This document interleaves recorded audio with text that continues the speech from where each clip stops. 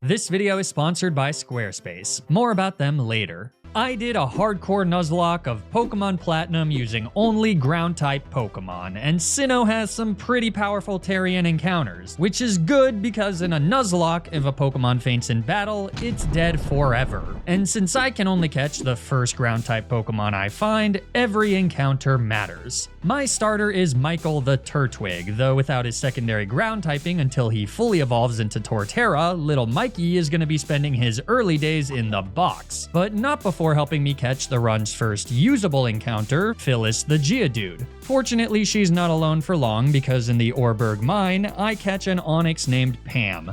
Ha! The Rock-type sisters are responsible for taking on the first gym leader, Rourke. In addition to a Geodude and an Onix of his own, he has the Pokemon advantage thanks to his ace Cranidos. But what we lack in numbers, we make up for in sadistic and brutal violence, aka the HM4 Rock Smash, which Phyllis fittingly uses to barbarically smash Rourke's rock types. It kinda seems like a nasty Peter violation to force Phyllis to do this to her own kind, but it's best she learns early that it's a rock kill rock world out there and we've gotta do what we gotta do to survive. 3 kills and 1 shattered moral conscience later, the first gym badge is ours. Now, Phyllis, and to a much lesser extent Pam, are pretty solid, pun intended, when our foes are physical attackers that don't happen to have water or grass type moves, which is why Commander Mars's obese cat is barely a passing thought. But the second gym leader, Gardenia, if you couldn't suss it out by her name, uses grass types, so Phyllis and Pam are essentially useless. In order to win the fight against Eternicity's Green Thumb, we're gonna need a gardener's worst nightmare, a hungry little bug, and that comes in the form of Angela the Burmy. With some careful battling to ensure that Angela changes into her Sandy Cloak form before evolving at level 20, she becomes the part ground-type form of Wormadam, single-handedly saving our run from utter annihilation. At least in theory. See, Angela still has to actually beat Gardenia, which is easier said than done given that it's more or less a 3v1. Gardenia leads with her Turtwig, so we actually managed to outspeed and nail him with a nasty bug bite. That's not enough for the one-hit KO, so Turtwig sets up a Reflect, which could be bad because Gardenia uses a super potion and now our bug bites are only doing half damage. But fortunately, Angela's got a secret weapon in Hidden Power, which through a stroke of luck happens to be bug type and have a base power of 61, letting her immediately drop Turtwig down to a sliver of HP before taking the kill on the following turn with a second hit. The XP gets Angela up to level 23 where she learns Confusion, though that's irrelevant to the next matchup against Shireen. My hope is that she'll waste time setting up with Safeguard, but Gardenia decides to go for all-out offense with Magical Leaf. Since Hidden Power is another 2-shot though, we're still sitting at 38 HP as Angela gets her second KO.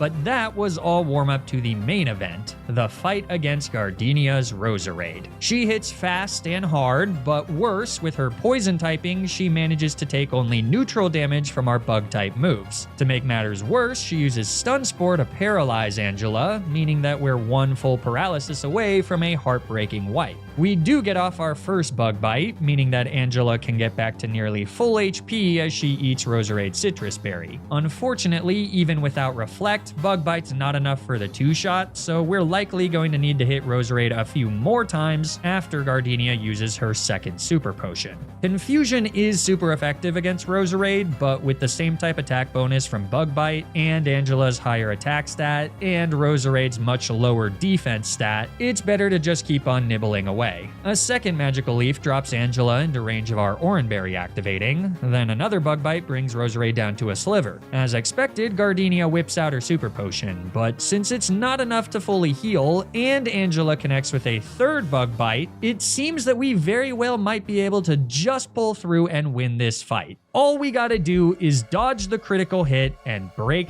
through paralysis.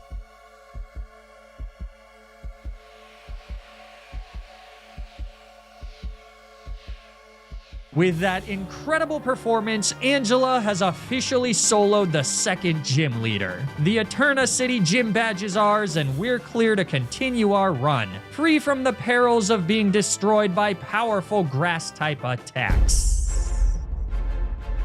Ugh, yeah, so Fantina's Miss Magius is another major problem. Not only does she know Magical Leaf, once again rendering the Sturdy Sisters useless, she also has nasty Stab Shadow Balls, which hit crazy hard at this point in the game. Fortunately, we can score a few more encounters to get the numbers advantage against Hearthome City's Femme Fatale. And speaking of Hearthome, that reminds me of another compound word that starts with a shape and ends with a noun used to describe a general location, and it just so happens to be the sponsor of this video, Squarespace. Wow, what are the odds? That felt like a long walk for a short drink of water, Flygon. Alright, well, as you may know, Squarespace is an online platform that helps you build and manage your own website, whether that's an online store for your business or a personal blog for your thoughts. Using their guided design system, Squarespace Blueprint, you can choose from curated layouts and styling options to create a distinguished and professional online presence from the ground up. It makes the perfect website tailored to whatever your brand or business may be, and optimizes the site for every device. Plus, with integrated SEO tools, your passion project is sure to show up more often to more people. For example, my passion project is showing people pictures of my corgi puppy Poppy, which is why I use Squarespace to create poppyhg.com. And I didn't stop at just pictures. By using Squarespace's video collection feature, there's an entire video library for your viewing pleasure. With additional features like analytic information about the traffic of your website and online stores to help monetize your passion, you're sure to get the most out of your Squarespace subscription. So if you're looking to start a website for your business or hobby, or corgi, then you should check out squarespace.com for a free trial. And when you're ready to launch your website, you can use my custom link to save 10% off your first purchase of a website or domain. Thanks so much to Squarespace for sponsoring this video, and to you for using my links. It really helps me out a ton. Now, let's get back to the challenge.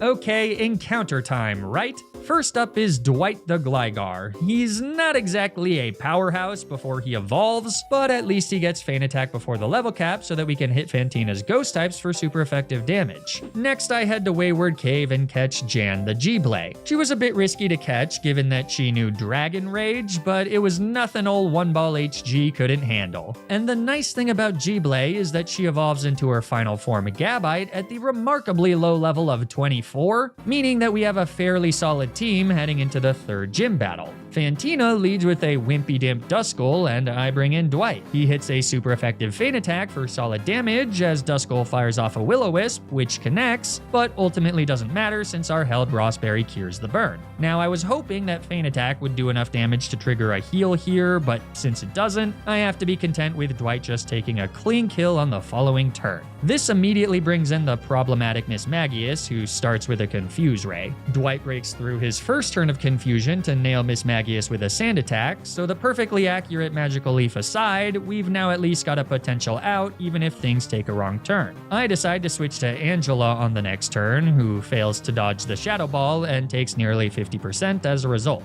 So time to start dodging some crits. A second Shadow Ball comes out, and Angela survives to hit our foe with a super effective Thief, which... yeah, okay, I messed up. I kind of forgot that Thief only steals the item if we're not holding an item of our own. Bug Bite was the right play there instead. Or better yet, I should have just given Angela an Oranberry instead of a Lumberry. This is pretty bad because we're now dead to another Shadow Ball and Miss Magius's Citrus Berry is still intact. I just can't sacrifice Angela after her incredible performance against Gardenia, not because of a mistake that I made. So instead I hard switch to Dwight on another Shadow Ball, who takes the hit remarkably well, though we're obviously dead to a critical hit. Shadow Ball number 4 connects, and Dwight lives, letting him use Knockoff to bring Miss Magius below 50% and smack away the berry. Also, just a reminder, Miss Magius, you can miss your Shadow Balls. Like, statistically, you should be missing 1 out of every 4 moves. But regardless, at this point, I see an out. It's ugly and requires a sack, but it's my only play. So, with a heavy heart, I bring in Pam. Okay, not really with a heavy heart. I have virtually zero emotional connection to Pam at this point. I mean, she did okay against Jupiter, I guess, but she's an Onyx. my heart will survive. With that though, I can bring in Jan. My hope is that at this HP, Miss Magius is low enough for a single Dragon Rage to take the KO. If it's not though, Fantina will heal and we'll be screwed. Miss Magius fires off yet another Shadow Ball,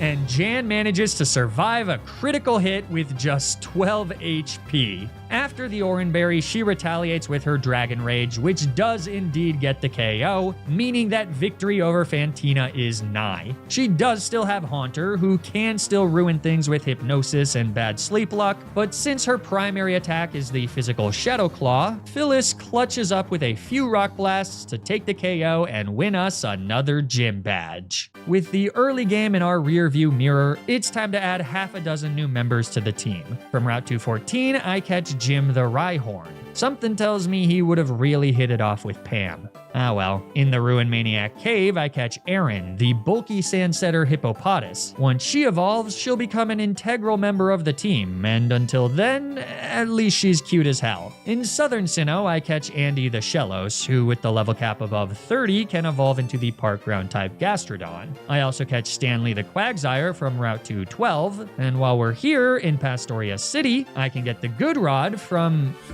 Wait, wrong house. I think it's this house? No, wait. Hold on, where the hell is the Good Rod? Oh, it's in Hearthome City? Okay, I mean, I don't know why I thought it was in Pastoria City, but Cerebi says Hearthome City, so I head all the way back there and talk to... Nope, not that house. Not that one either. Okay, I mean, this is a fisherman, but he doesn't give me anything. Is it here? Nothing?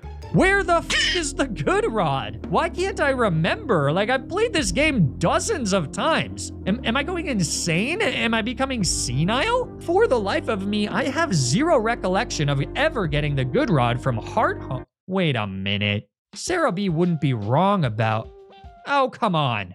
Alright, well that's 15 minutes of my life I'll never get back, but now that I finally have the Good Rod, I can snag our third and final water ground type, Toby the Barboach. All that for a Pokemon that will probably never leave the box. This is why no one likes you, Toby. Well, in addition to all those new encounters, the level cap means that Michael can make his long-awaited return, evolving into Torterra at level 32. And he's not the only one evolving into his final form, because after picking up a Razor Fang right here...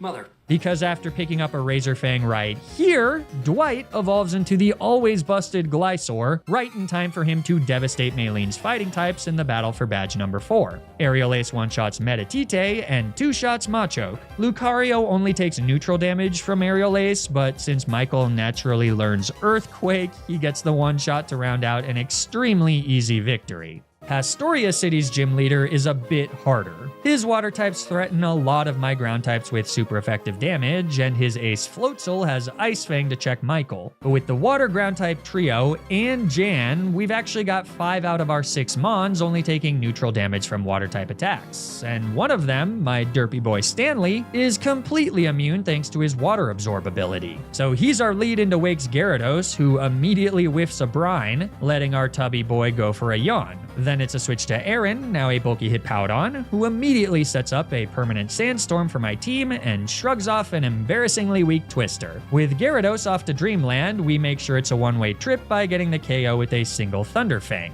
That brings in Floatzel, so it's back to Stanley on a brine. He eats a moderately strong Crunch, but without the defense drop or critical hit, it's not enough to threaten our Sleepy Spreader. So instead of switching, I decide to just let Stanley finish the job, meaning that a few turns later, Floatzel gets buried by an Earthquake, leaving Wake with nothing but his Quagsire. But that dope's got nothing on Stanley. King, fool. God, peasant. Winner, loser. After exchanging yawns, Michael comes in and kills the fraud with a single Razor Leaf, winning us badge number 5 in decisive fashion. But the next fight in Canalave City is a tough one. Obviously, I'm not talking about Byron. No one is ever talking about Byron. He's a shovel with a human-shaped tumor. I'm talking about our rival C. His team is finally fully evolved, and some of them are pretty tricky, starting first with his Staraptor. This guy likes to spam double team, and with with Intimidate, it's pretty hard to guarantee a one-shot before he does, especially because most of my Pokemon are quite slow. With a Zoom Lens, Phyllis has done a solid job in the past, but Rock Blast is such a volatile move that things can go south pretty quickly with a few misses. And unfortunately, here, Phyllis does get back-to-back whiffs on our first 2 turns. The good news is that Staraptor isn't doing a whole lot of damage to us, so I have a few more chances. She cuts it closer than I would have preferred, but in the end, Phyllis pulls through and wins the matchup, baiting in Roserade second. This is definitely the trickiest of C's Pokemon. I need Dwight healthy to deal with Heracross, so my switch is to Angela, but unlike with Gardenia's Roserade, C's has Giga Drain, which does quite a bit of damage. He also manages to set up a layer of Toxic Spikes before we hit our first Bug Bite, which is definitely not doing enough to get the 2-shot after Giga Drain recovery. But C actually then makes a hard switch to Heracross. I definitely wasn't expecting that, though for now, it's fine since I can just bring in Dwight on an Aerial Ace. Great idea, C. Back at ya. Floatzel is third, fourth, I don't know, but either way, Stanley comes in on an Aqua Jet, though the layer of Toxic Spikes is going to start doing some nasty chip damage for the rest of the battle. Floaty can only hit us with Swift though, so Stanley is safe, but by the time we take the kill with 2 Earthquakes and all the residual damage has added up, we're down to just 50 HP as Roserade comes in. I can switch to Michael, but a neutral Giga Drain does big damage, enough that we're now risking a critical hit on the following turn, though I really don't have another option.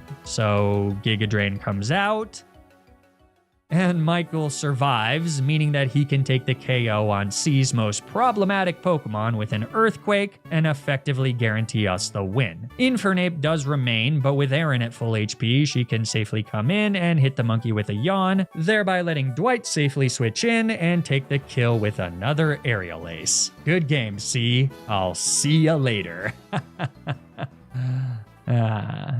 As I mentioned, Byron is a bozo, and other than making sure that Bastiodon doesn't use Metal Burst, beating him is almost always trivial, especially when you have 6 ground types. So we're off to the far north, where before we fight the next gym leader, I get the final encounter of the run, Kevin the Swinub. What a cutie. Sadly, he's not staying like that for long because just a few levels later, and he's fully evolved into Mamoswine, a fantastic Pokemon that gives me another solid answer into the run's few remaining grass types. He's also another ground type that takes only neutral damage to ice type moves, which is going to be pretty important for this next fight against Candace. If there's one thing to know about Candace, it's that her Snow Cloak blizzard spamming Frostlass is extremely scary, and you absolutely need a plan to take her out. Ideally, you do it quickly, but you can also try to stall her out, which is the route that I'm gonna go for. But first, Candace leads with Sneasel, and I lead our newest teammate, Kevin Malone. We get hit by a speedy feint attack before retaliating with a massive Earthquake for the one-hit KO. That brings in Abomasnow, so here's where things get tricky. I need to get rid of this hail, which requires bringing in Erin. The issue is that a critical hit Woodhammer here will absolutely kill us, but Abomasnow goes for Focus Blast, which just misses. That was really lucky because it means that we can now tank a Woodhammer as long as it doesn't crit and retaliate with a Fire Fang for the one-shot. Against Piloswine, I bring in Stanley. Since Piloswine sets up Hail, which I wasn't expecting, I use Yawn to put the piggy back to sleep so that I can safely bring in Erin to reset the sand and take the KO with an Earthquake, perfectly positioning us against Candace's 4th and final Pokemon, Frostlass. And with that, it's time for Toby to earn his keep. The goal here is to use Toby to stall Frostlass out of Blizzard PP. If he dies, he dies. But if he somehow manages to win this, he'll go back into the box with a wonderful story to tell. The stakes simply could not be any higher. After dodging the first blizzard, Frostlass starts setting up, though our zoom lens helps us hit a mud slap to lower Frostlass's accuracy. The sandstorm chip is also conveniently doing consistent residual damage, so even if we start missing all of our attacks, Frostlass will still eventually die. After another turn of double teaming, Frostlass connects with her second blizzard, revealing that another one is likely a damage roll for the kill, though a second mud slap in return means that her blizzards now have an accuracy of just 42%. Plus, we can also protect for a turn to waste another power point and further rack up some residual damage. So things are actually looking pretty good for the Tobster. Okay, come on, buddy. Hang on. Hang on. Hang on. Okay. Toby lives with 2 HP, letting him rest back up to full frickin' health. With another tick of Sandstorm, Frostlass's held Citrus Berry activates, but then on the following turn, she whiffs her final Blizzard. After yet another tick, Frostlass decides to go for double team number 3 on our second and final turn of sleep. With that, it's time for Toby to start going for damage with Magnitude. Double team number 4 makes a hit unlikely, so I'm unsurprised when our first Magnitude misses, but odds are that we'll hit one eventually, and with Candace still going for double teams, we're not at risk of getting knocked out anytime soon. A Magnitude 5 does very little damage, but after Sandstorm Chip, even one more ought to do it. Frostlass then finally goes on the offense and fires off a Psychic, which crits and gets the special defense drop, but it doesn't matter because Toby connects with a Magnitude 6, cleanly KOing Frostlass and winning us the 7th gym badge. I'll be the first to admit it, Toby. I deeply underestimated you. That was truly phenomenal. Now get back in the box. With all but one gym badge obtained, our next stop is the Distortion World, where the final and only challenging fight against Cyrus awaits. But this fight is tough. His Pokemon are very fast and very powerful. A bit of bad luck here and we'll be in some serious trouble. Cyrus starts with Houndoom and my answer is Andy. He's here to hard check this Hellhound by shrugging off a Dark Pulse,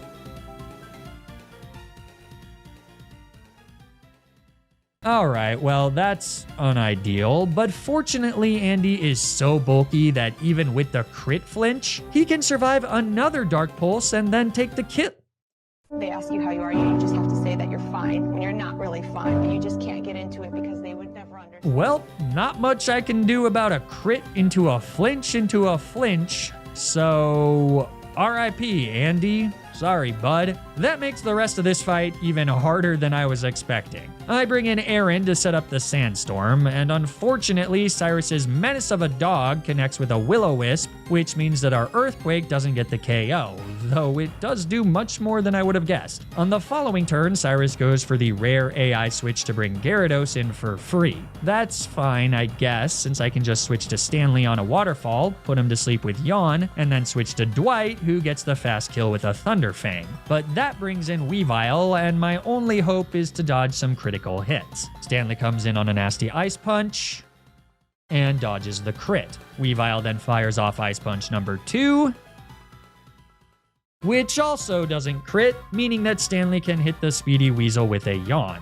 So then I switch to Kevin on one last Ice Punch before taking the KO with a massive Earthquake on the next turn. Conveniently, that brings out the barely still standing Houndoom, which causes Cyrus to use a full restore, meaning that we can just take the KO with another Earthquake. So next is Honchkrow, though he's fodder for Phyllis, who can switch in on a Heat Wave. Night Slash hits us hard, but then our Zoom Lens boosted Rock Blast only hits twice and leaves Honchkrow with a Sliver. This means that Cyrus heals, but Rock Blast connects again, and this time hits 3 more times for the clean KO. So last is Crobat, and again he should be fodder for Phyllis, but a Confuse Ray has the chance to cause some issues. Phyllis does manage to break through, but only to miss her 96% accurate move, so yeah, I switched to Dwight, who with Sandveil manages to dodge Toxic. He doesn't dodge the follow-up Air Slash, though without a flinch, we're able to retaliate with a strong Thunder Fang.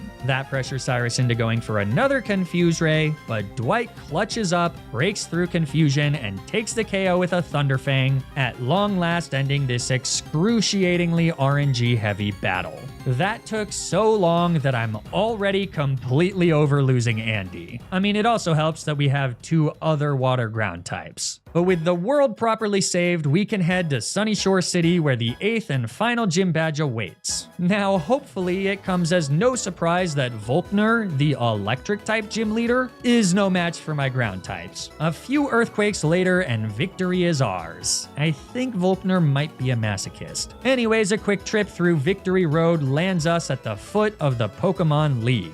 Here's my final team, all leveled up to the level cap of 59 to match Lucian's Ace Gallade. We've got some real heavy hitters, but I am sorely lacking a special attacker, and a general absence of speed could prove problematic against Cynthia's team. Now, I should point out that Benchwarmer Jim is an objectively better choice over Phyllis. Rhyperior is essentially just a stronger golem. Higher HP, significantly higher attack, identical defense, and a better move pool make the comparison extremely unfavorable to Sweet Phyllis. But I simply couldn't leave her on the bench. She's been with us since the start, so I gotta take her all the way to the end. Let's see if that decision pays off. As usual, first up is Aaron. His lead Yanmega comes out and I send in Dwight, who manages to outspeed and hit an aerial ace, though that unfortunately isn't quite enough for the KO. So we gotta go through the healing cycle, and thanks to Yanmega's ability Speed Boost, he's now fast enough to outspeed and fire off an air slash that flinches. Yikes. Well, fortunately, our friend the Cloth of Averages makes a quick pit stop as Yanmega misses his second air slash, so in the end, Dwight comes out on top and baits in Drapion. Since we likely don't outspeed here, I hard switch to Kevin on the Ice Fang. Then we shrug off an X-Scissor and bury Aaron's ace with an Earthquake. Scizor comes in third, so it's off to Stanley on the resisted Iron Head. By tanking just a few hits and putting Scizor to sleep with Yawn, we're safe to bring in Dwight, who takes the kill with another Earthquake. I needed Dwight to get that KO so that he could just instantly kill the Heracross who comes in next. And since Aaron's final Pokemon is Vespiquen, Dwight stays in to slice through her like a perfectly cooked fish fillet. So next is Bertha, a fellow ground-type user. I've always felt a bit of kinship to her, an elder stateswoman who deserves admiration, respect, and a tasteful amount of fear. But that doesn't stop us from eviscerating her team. Michael kills Whiscash with a Giga Drain, Kevin gets a truly wild one-shot against Glysaur with a priority Ice Shard, Stanley kills Golem with a Waterfall, and then Michael comes back in to nail both Hippowdon and Rhyperior with a single Wood Hammer apiece. Good game, Birdie.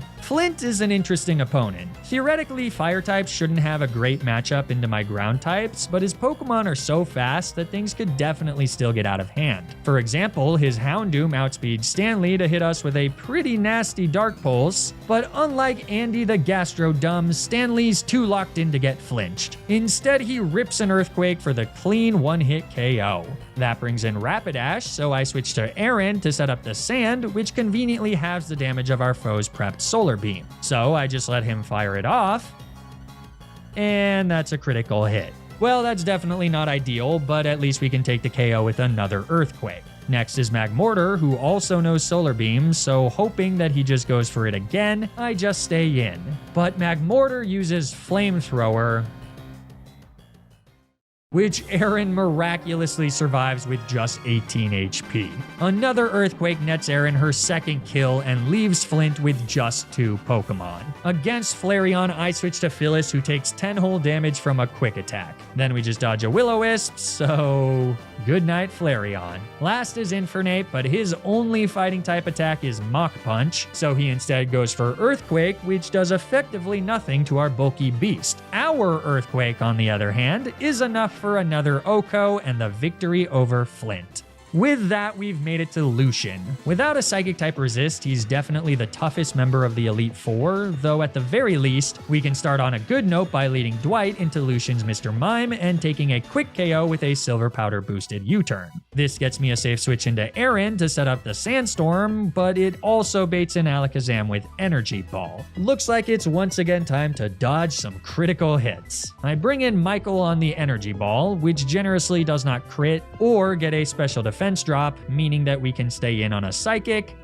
That also does not crit before clapping back with an Earthquake for the KO. Third is Alakazam 2.0, so I switch to Dwight on another Psychic, but it does way more damage than I was expecting. We were dead to a crit there, and I don't think that Dwight outspeeds Espeon here, so I either gotta hope that Sandveil saves Dwight's life, or I gotta switch. I decide on the latter, bringing in Stanley to eat a Psychic that again doesn't come with any devastating RNG. The result is that we just need to risk one last Psychic and hit Espeon with an Earthquake, though unfortunately it's just not enough to get the KO. So next is a switch to Phyllis as Lucian heals, which would be bad were it not for Phyllis learning Sucker Punch by Move Tutor. The priority move has 80 base power in Gen 4, and with our held black glasses, it's enough for the clean KO against Espeon. Take that, Jim. I hope you're enjoying your monstrous 140 base attack. That wouldn't do a damn thing here without priority. Damn it, Jim! Phyllis now baits in Bronzong, and we manage to outspeed them to hit a pretty hard fire punch. It looks like exactly 50%, and I really hope it is, because if we don't get the KO with a second one, Bronzong is gonna start firing off Calm Mind boosted psychics.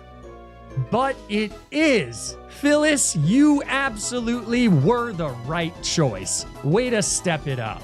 Unfortunately, last is Gallade, and this guy is still really tricky. With Leaf Blade and Drain Punch, we don't have a ton of options, especially after losing 50% on Dwight's HP for no reason. I decide that my best bet is Aaron, who comes in on a Leaf Blade that crits but just misses out on the KO.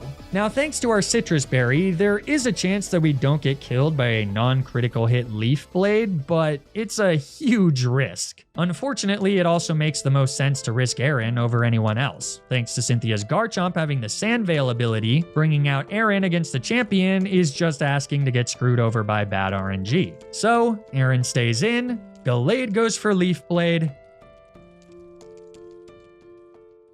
and our bulky girl survives with 6 HP. This lets her get off a yawn so that on the following turn, all we gotta do is protect and watch Gallade drift off to sleep. Then we rip one final Earthquake. But Gallade survives with a sliver. After Citrus Berry recovery and Sandstorm Chip, it's unclear if Lucian will heal. If he doesn't, we're risking a one-turn wake-up, so I decide that it's best to switch to Dwight. And Gallade does wake up, but he just goes for Drain Punch, which brings us down to 69 HP. So with that, an Aerial Ace nets us the final kill of the Elite Four. Once again, I find myself back in Cynthia's chamber. As the music begins, there's no telling whether this will end in heartbreak or triumph, but there's only one way to find out. Cynthia leads with Spiritomb and I lead with Kevin. He's our strongest attacker, and the hope is that a soft sand boosted Earthquake will be enough to get the KO. Sadly, it's not, so our lovable beast has to eat a pretty nasty Dark Pulse. I can't keep doing this forever. It's been 20 seconds. Cynthia also heals, meaning that our second Earthquake merely brings her back down into the red. Then, wanting to conserve PP, I opt to finish Spiritomb off with an Ice Shard, but it ends up looking like a big brain move as Cynthia switches out into Togekiss. Sadly, a second Ice Shard isn't enough to get the KO, so I gotta bounce. Dwight comes in on an Aura Sphere, and then I make the rather stupid decision to go for Ice Fang. Based on how much Kevin's Ice Shard did, there was no shot that Ice Fang from Dwight was gonna get the KO. And the result is that Dwight gets nailed by a nasty Water Pulse that also confuses. Expecting a heal, I switch to Stanley, but for some reason Cynthia chooses to attack instead. So on the following turn, Stanley eats a really nasty Air Slash and takes the KO with an Ice Punch. But that was a lot of resources used up on Togekiss. Dwight being at such low HP is particularly bad, given that we still need to deal with the final Roserade of the playthrough, who comes in next. I am so sick of these little masked shits, man. I gotta switch to Michael, who takes a massive chunk of damage from an energy ball that again at least doesn't crit or get a special defense drop. But on the following turn, Roserade switches to the higher base power Sludge Bomb, and the RNG finally catches up to us as Michael gets poisoned. He's still able to hit an Earthquake, but it's not enough for the KO, and even though poison doesn't kill us this turn, there's nothing I can do to save Michael's life short of switching out, which, if Cynthia heals, would be a major mistake. And if Roserade goes for Energy Ball on the switch, whoever comes in will be dead instead. So unfortunately, Michael knows what he has to do. He has to sacrifice himself to save the rest of his team, his found family. It sucks, but at the end of the day, it's the right call. A Sludge Bomb comes out, and down he goes. Phyllis can come in and avenge her brother-in-arms with a priority sucker punch, baiting out Lucario in the process. An Aura Sphere grants a moderately safe switch into Dwight, who then proceeds to get the KO with an Earthquake and bring Cynthia down to her final 3 Pokemon. The bulky Milotic is next, and without Michael, our only answer is Stanley, who at least comes in on a Surf and gains back some HP. We then outspeed Milotic to hit a pretty hard Earthquake, revealing that Cynthia opted for a Mirror Coat, making this much easier than I was expecting. And with a random Dragon Pulse on the next turn instead of Ice Beam, which at least could have threatened with a Freeze, Stanley takes the KO with well over 50%. That means that we can better deal with Spiritomb as she comes back in. Cynthia finally heals, so our Earthquake drops her down to right around 50%. Unfortunately, that means we need to eat a Shadow Ball on the next turn, but after our Citrus Berry activates, Stanley rips one last Earthquake that leaves our foe with a Sliver. Fine, well, not knowing whether Cynthia has another full restore or not, I tank a Dark Pulse and hit Spiritomb with a Yawn. Then I switch to Kevin on another Dark Pulse that would have killed with a crit. Yikes. But this was Kevin's kill in the first place, so I gotta let him have it. With 5 Pokemon down, Cynthia sends out her Garchomp. Since this beast outspeeds my entire team, there's still a very solid chance we lose this fight. My best bet is to get off an Ice Shard with Kevin, but as powerful as he is, it's just not enough for the one-shot against the level 62 Pseudo-Legend. Not even close. So with that, our beautiful boy falls to a Flamethrower. Unfortunately, I've got no choice but to bring in Aaron, who sets up the Sandstorm, thereby giving Garchomp +1 evasion. Not ideal, but all my other Mons are dead to Garchomp's attacks, so she's our only chance. Unfortunately, some quick math tells me that Earthquake isn't gonna kill Garchomp from this range, and I'm like 60% sure that Cynthia still has a full restore, so the best bet here is to start with a Yawn that can never miss. After moderately tanking a Dragon Rush, we do indeed get off the Yawn, but then I completely shit the bed by not going for Protect.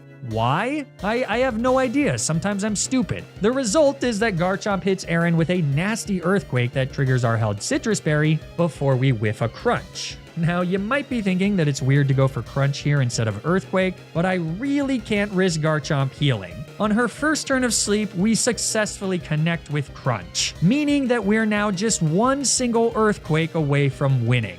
All we gotta do is survive the next turn and connect with the Earthquake. You got this, Aaron. Take us home.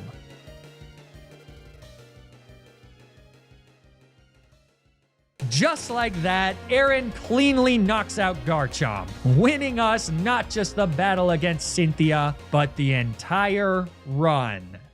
I'm not sure what took me so long to get around to this particular challenge, but it was a lot of fun. It felt like it had a good mix of early game and late game challenges, especially since I didn't use setup. As always, thank you all for watching. If you enjoyed this video, it'd be great if you could leave a like and subscribe to the channel. Or don't, I don't know, but I do know that you should follow me on Twitch to keep up with streams of my current ROM hack challenges. Stay tuned for more Nuzlocke videos, and until then, remember to always, always, always play around the critical hit.